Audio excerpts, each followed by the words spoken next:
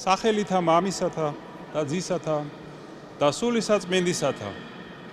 ძვირფასო მამებო, ძმებო და დებო, გილოცავთ დღევანდელ კვირა დღეს, რომელიც ეძღვნება ყველა წმინდანის ხსენებას.